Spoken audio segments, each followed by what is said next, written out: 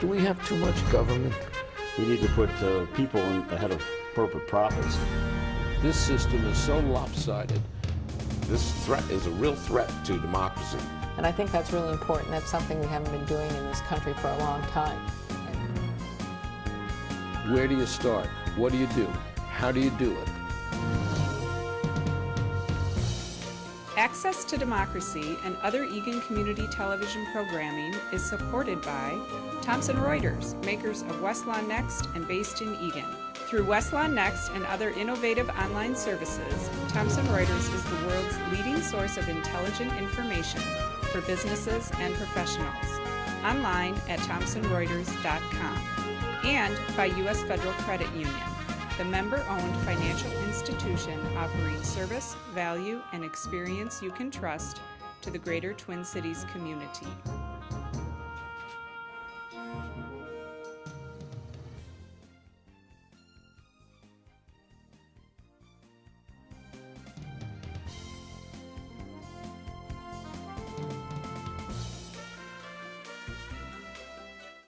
Hello and welcome to this edition of Access to Democracy. I'm your host today, Steve Francisco, on this beautiful spring day when hope springs eternal and most of the snow is gone and we look forward to spring. Today's show, we look forward to inviting a new guest to our studio. We're pleased to have with us for the first time on Access to Democracy, the mayor of Lakeville, Minnesota, Matt Little. Welcome, Your Honor, to Access to Democracy. Thank you, Steve. I'm really happy to be on this show today. I've been watching it since I was a teenager, so we like to hear that's not too far long ago, but right. but I really enjoyed this show, and I think it's a great resource for the state to be able to actually get to know some of the people that are elected and representing them. Great. So tell us a little bit about yourself, Matt. Where did you grow up and go to school? All the basics. Yeah, I'll or start, some of the basics. I'll start way back to elementary school. I went to Parkview Elementary, which is located in Lakeville. I was a proud panda back at Parkview. So then I went through ISD 196 schools because I grew up in an area. We call it the Bermuda Triangle in northeast Lakeville, where you live in Lakeville, but you actually go and graduate from Rosemount High School. So I graduated Rosemount in 2003. After that, I actually had a full ride debate scholarship to Kansas City, Missouri. So I went down there and debated for a year. Decided to transfer back to Minnesota and ended up graduating from Morris, the University of Minnesota Morris, in 2007. In political science? Political science, that's correct. Shocking yes, for someone who's a mayor to have studied political science. Yeah, I always joke around, my first election in 2010, I joke around that I'm one of the very few people using my political science degree because it was a pretty tough market to be able to get a job with that. So yeah, I graduated from there. My focus was American politics. Again, not much of a surprise. I had some excellent teachers and just a wonderful advisor in Tom McRoberts, who taught me many of the things I still carry with me and how I operate in the political realm. So. And you're still in school. Tell us about that. Yeah, after about a 4-year break, I went back to school. I'm at the University of Minnesota Law School, so I graduate this May, actually. And my alma mater. Very good. Congratulations. The end is in, or the beginning is in sight. Yes, actually. end and beginning. And a beginning. Really looking forward to graduating. It's been a long 3 years, but it's been good and I've learned a lot. So something else that I find interesting, and I think I was sharing with you before the show began, Matt, that as I recall my 3rd year of law school, I just remember being so terribly busy, I didn't have time to think about anything other than school. Right. Excuse me, I find it really remarkable that not only did you run for office and you've served 1 term on the city council, you're now in your 1st term as mayor, but you're also doing a clerkship with the Dakota County Attorney Jim Backstrom's office? Yeah, and once in a while I sleep. But you do? Okay. Just rarely. But yeah, I do balance those 3 things. I ran for office halfway through my council term. It's a 4-year term, but I announced at the end of the 1st year to run for mayor, and that was during the middle of my 1L year and then the fall of my 2L year. So That was probably the hardest time, I think, to balance law school and the elected life was that 1 year while I was running, because I ran a pretty tough campaign, a year-long campaign, and so it went well, obviously. But then, yeah, it is a balance to do that and hold a clerkship job. So what was it that triggered your interest in the political life? It's hard to say. That's a question I get pretty often, but I just always felt like I was a political kid. I've always followed this stuff, so I don't think it was one thing that triggered it. Were your parents politically active, No, perhaps, or not really? No. Not at all. My first political memory is when I was 14. Jesse the Body Ventura had just been elected, and my dad had disclosed to me that he voted for Ventura, and so I kind of had it out with him when I was 14. So that's really my first political memory, and I've just always been interested in it. And I think largely because politics matters. It's a way to help people on a mass scale. So it's really important to be involved and to get involved if you have that opportunity. Pardon me. In politics, it seems that you see a lot of people who are real quick to label other folks with designations. So let's get the labels out of the way right away. You are a Democrat. Yeah, I'm a Democrat. But when we talk about municipal politics, really party labels don't have the importance necessarily that they do when you talk about other levels of government in terms of the kind of issues you face and solving problems. Tell us about that. Yeah, I just don't think labels matter, especially at the local level, and I'm hoping that some state and national politicians take those cues from other local elected officials that aren't using those party labels to make policy or to create headlines, right? We just go towards the work. Now, I consider myself a free market Democrat, which is slightly different than, people kind of relate that to a blue dog Democrat, but it's slightly different in my opinion. I believe that the free market works, and the free market can provide a lot of the solutions that we try to get to through government regulation or through government policies.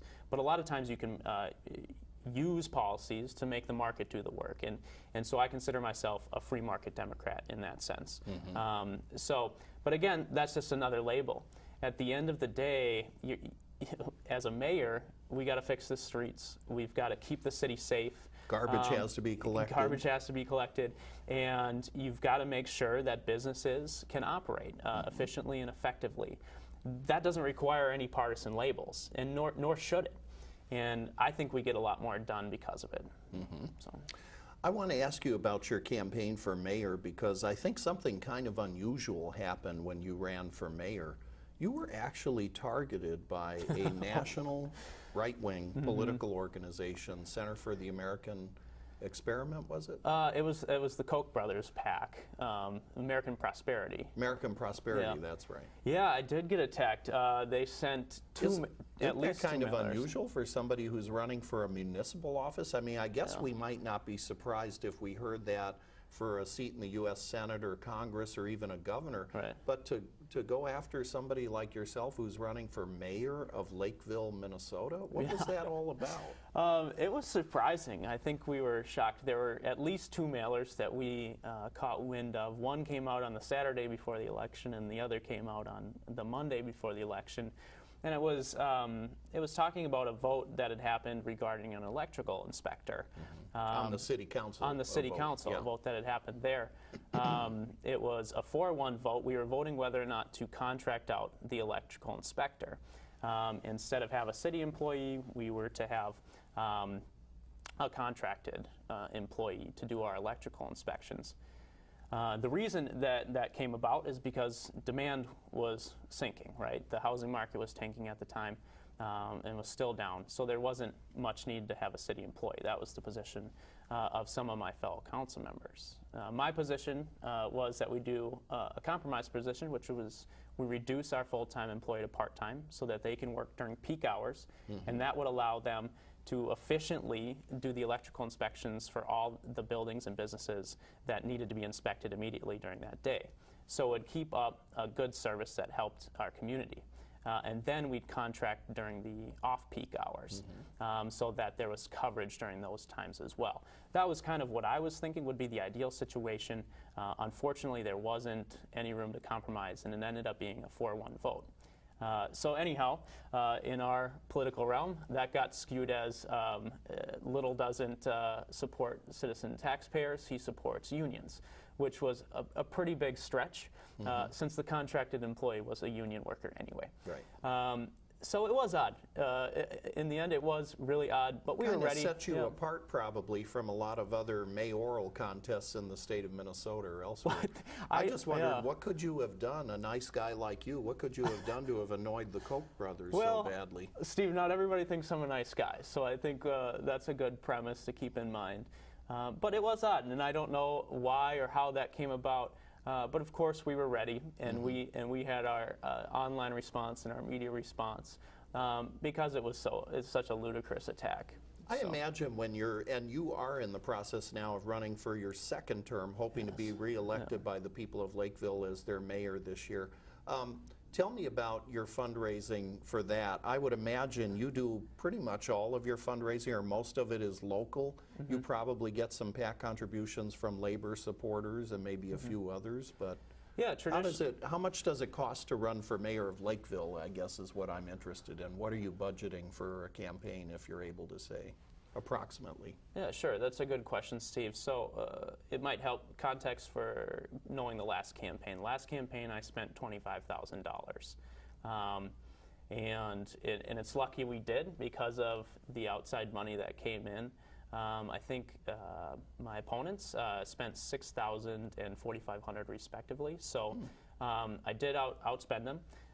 And a lot of the money, the plurality comes from Lakeville, directly from Lakeville.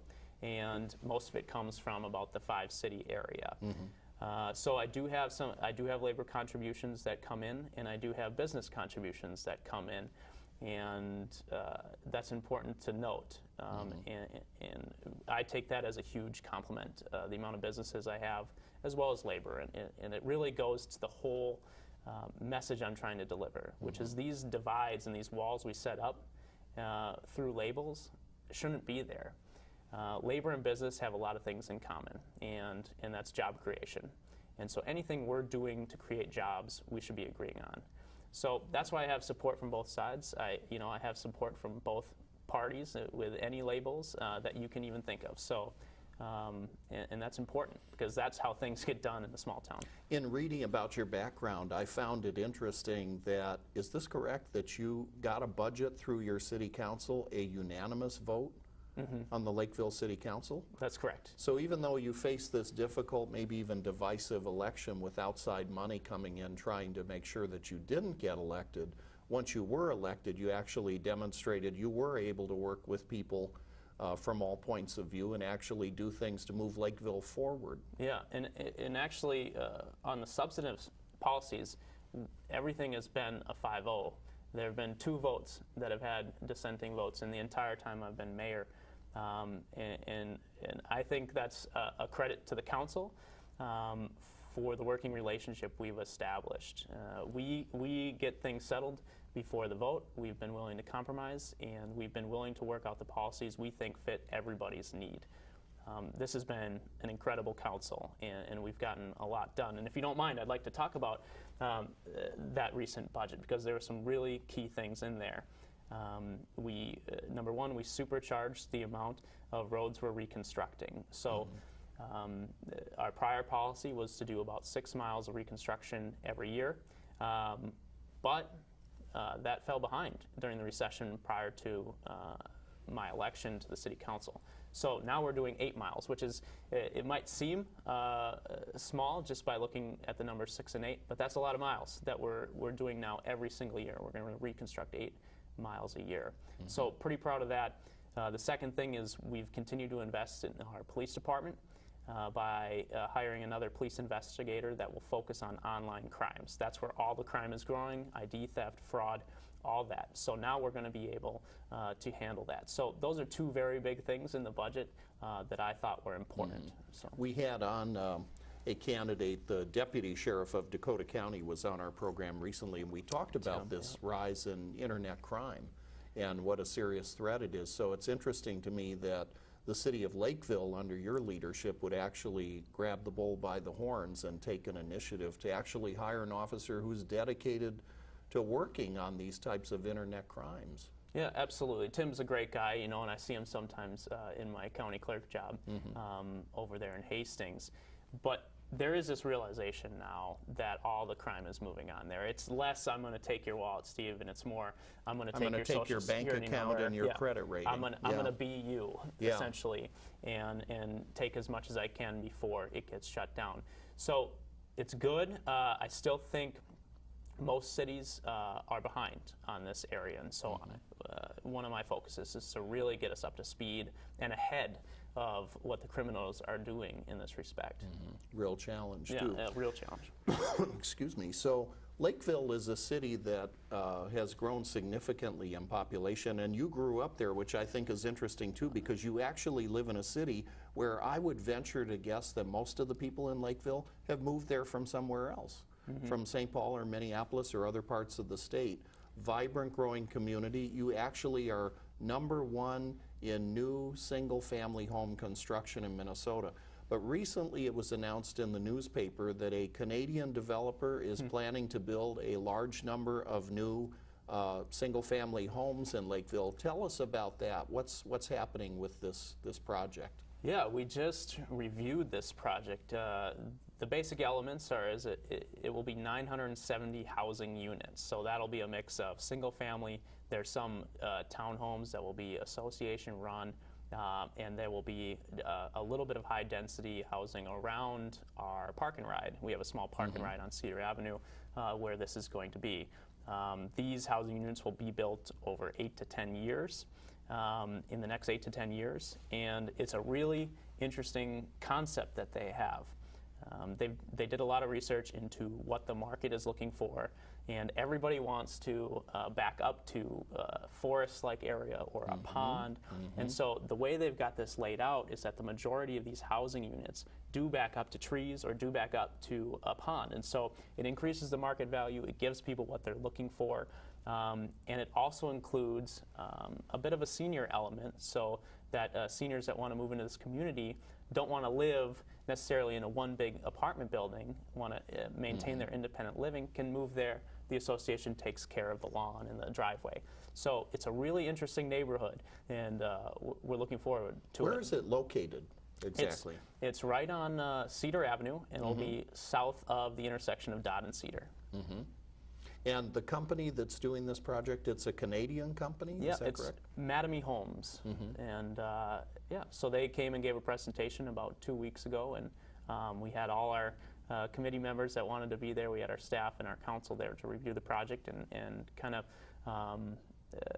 shoot back and forth any concerns or questions we had. And that's really the quintessential Lakeville style, is that we work along with these businesses to make sure that everything's taken care of up front, and we can solve problems before they happen.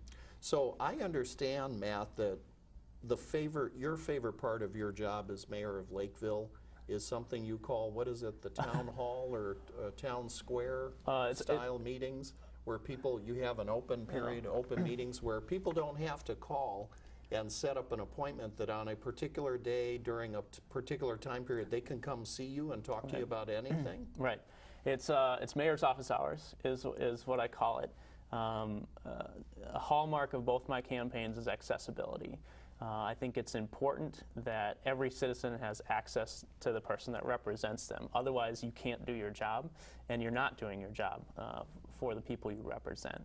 So I maintain a Twitter, a Facebook, a LinkedIn. You know, I email people back and forth. I still take calls, despite most of my generation not taking calls.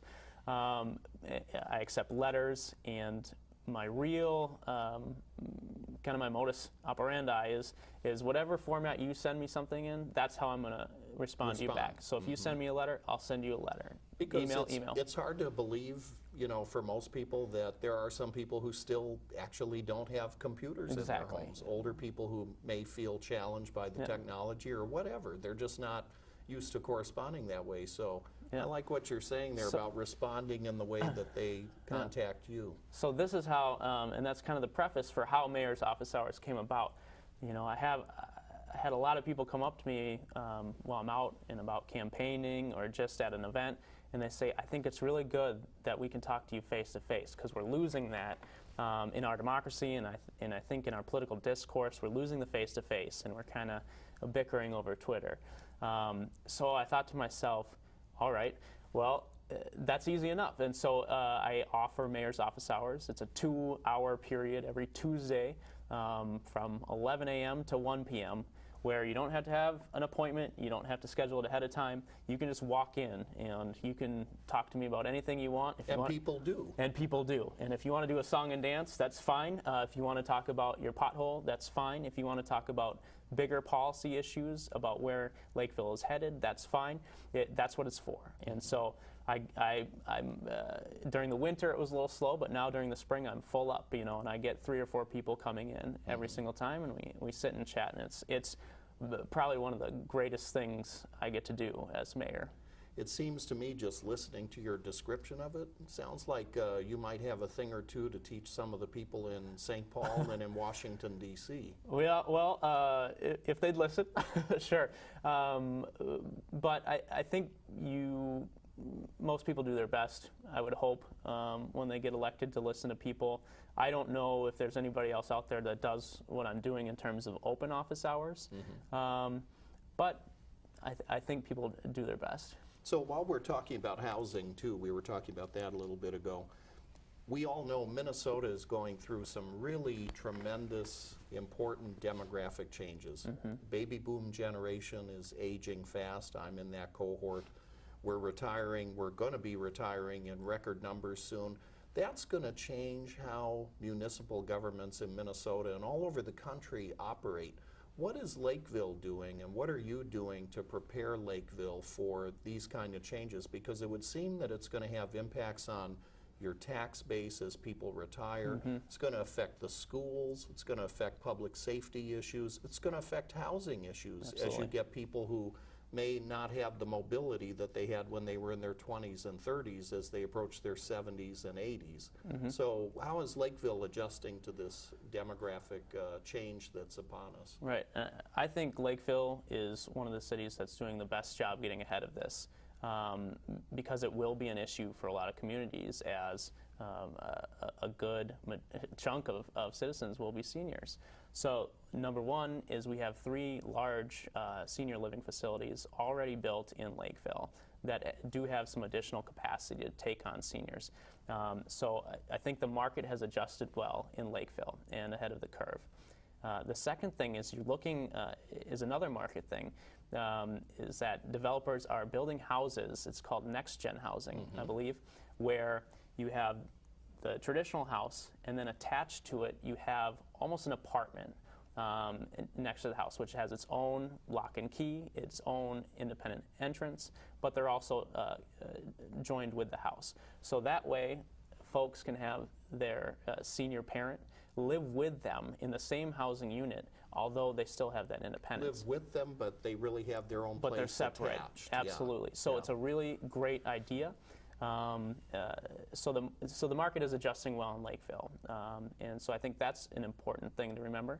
But for our purposes, we're really trying to handle those senior services, what we're going to be offering seniors.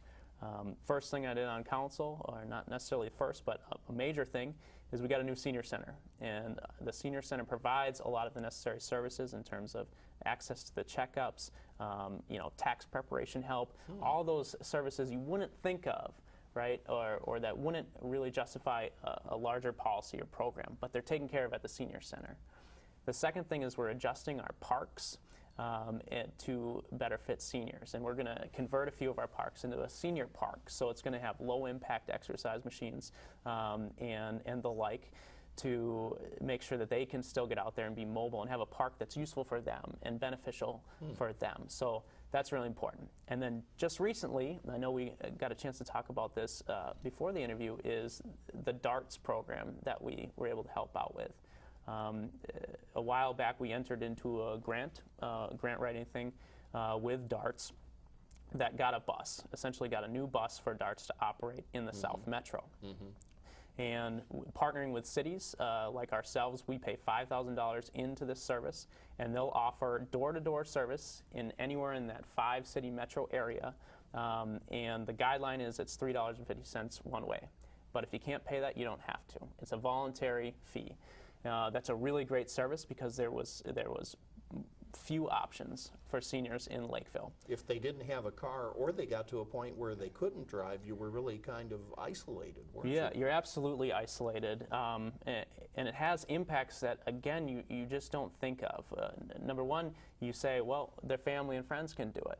But that's such a burden on the family. It creates stress in the family, and oftentimes wrecks relationships, you know, and I've heard that from a bunch of seniors that I've talked to, is that they can't ask their family anymore, and every time they do, it creates an argument, and that's not something an isolated senior needs. The only other 2 options were Transit Link, which required a 2-week lead period, which is difficult to schedule. Who can plan their schedule I don't 2 know. weeks out I don't in know. advance like that? I do not know, and you know, oftentimes they have to change doctor's appointments, and so 2-week lead time is not good. The only other option was a taxi, and that's expensive. And the one thing you see in a lot of the study data is that seniors want to have the same driver, they want to have that continuity, and taxis don't give them that. So they get nervous that the taxi's not going to take them to the right place, or they get nervous that something's going to happen to them because they don't know this person.